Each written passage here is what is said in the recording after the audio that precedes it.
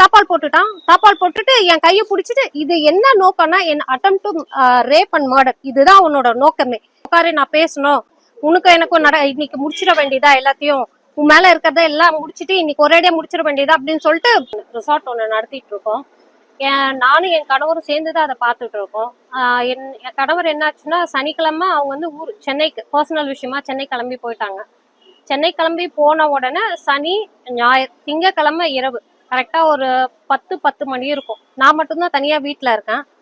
நான் தனியா இருக்குது அவனுக்கு தெரிஞ்சுக்கிட்டு அவன் என்ன பண்ணிட்டான், எப்பவுமே 6 மணி ஆனா நாங்க கேட்டெல்லாம் ஃபுல்லா க்ளோஸ் பண்ணிடுவோம். சுத்தி யாருமே வர முடியாது, ஃபுல்லா க்ளோஸ் பண்ணி தான் இருப்போம்.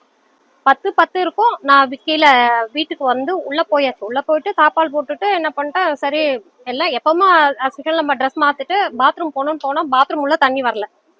சரி தண்ணி வரல அப்படின்னு சொல்லிட்டு நான் என்ன பண்ணேன், கதவை எப்பவும் போல கதவை மூடிட்டு வெளியே வந்து பார்த்தா பாத்ரூம்ல தண்ணி, எங்க வீட்டுக்கு தண்ணி வர வால்வ் எல்லாம் க்ளோஸ் பண்ணிருக்கு. அப்புறம் மேல டேங்குக்கு தண்ணி போற வால்வ் ஓபன் பண்ணி வச்சிருக்காங்க.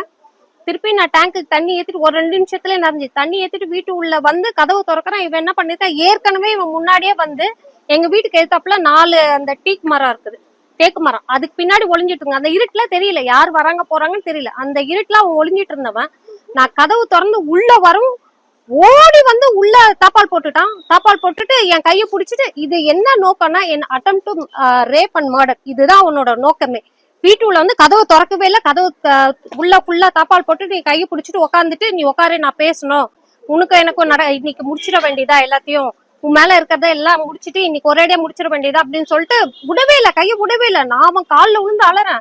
நான் உன்னை அந்த மாதிரி நான் நினைக்கவே இல்லை, உன்னை வந்து என்னோட பிரதர் மாதிரி தான் நினைச்சுக்க, தயவு செஞ்சு என்னை விட்டு நான் யார்த்தையும் சொல்ல மாட்டேன், வெளியே போயிடணும். ஒரு 1/2 மணி நேரம் நான் அவன்கிட்ட போராடி இருக்கேன். நான் காலில் விழுந்து அழுது. அதுக்கப்புறம் என்ன பண்ண, என் தலைமையில அவன் சத்தியம் பண்ணிட்டு, நான் வந்தது நீயும் சொல்லாத, நானும் சொல்ல மாட்டேன், இதோட விட்டுறேன் நான் அப்படின்னு சொல்லிட்டு என்னை மிரட்டிட்டு, கத்தி யாருன்னா சொன்னா கட்டாயம் உன்னை கொலை பண்ணிடும் சொல்லிட்டு கதவை திறந்து வெளியே போயிட்டான். அதுக்கப்புறம் நாங்க என்ன பண்ணோம், சரி அடுத்த அப்பவுமே 10:55 இருக்கும். நான் வந்து போலீஸ் ஸ்டேஷனுக்கு உடனே போன் பண்ணேன், இந்த மாதிரி ஒருத்தன் வந்தா லாரன்ஸா, அவன் அமராவதி வலையை சேர்ந்தவன் அப்படின்னு சொல்லிட்டு போலீஸ் ஸ்டேஷன்ல நான் வந்து கம்ப்ளைண்ட் பண்றேன். நானா 10:55க்கு கம்ப்ளைண்ட் பண்ணேன். ஆனா அவங்க வரும்போது 1:45க்கு தான் போலீஸே வந்தாங்க. 1:45ல 2 மணிக்குள்ள போலீஸ் வந்தாங்க, விசாரணை பண்ணாங்க, இது நடந்துச்சுன்னு எல்லாமே நாங்க கிளியரா நாங்க சொன்னோம். சொல்லி முடிச்சுட்டு அவங்க என்ன சொல்லிட்டு போனாங்கன்னா, அடுத்த நாள் காலையில வந்து நீங்க கம்ப்ளைண்ட் கொடுங்கன்னு சொன்னாங்க. அடுத்த நாள் காலையில 10 மணிக்கு நாங்க போய் கம்ப்ளைண்ட் கொடுத்தோம். கம்ப்ளைண்ட் கொடுத்தோம். இதுக்கு நடுவுல என்ன, போலீஸ்ல வர்றதுக்கு முன்னாடி என்ன பண்ணிட்டாங்க, போய் அவங்க ஒய்ஃபையும் பையனையும் கூட்டிட்டு வந்து என்கிட்ட மன்னிப்பு கேக்குறான். செஞ்சது தப்புன்னு தெரியும். அப்ப இந்த தப்பு யார் அவனை செய்ய சொன்னது?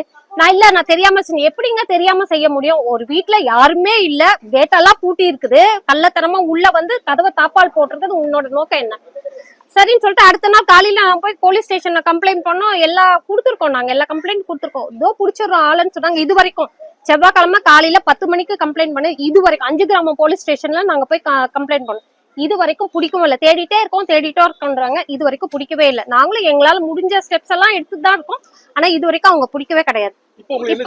இப்ப நாங்க அதனாலதான் எஸ்பி ஆபீஸ்க்கு வந்திருக்கோம். கட்டாயம் இது அவன் மேல நடவடிக்கை எடுக்கணும், அவனை வந்து ஜெயில போடணும். உண்மை ஏற்கனவே அவன் மேல நிறைய கம்ப்ளைண்ட் இருக்குங்க, இந்த மாதிரி அவன் பண்ணிருக்காங்க.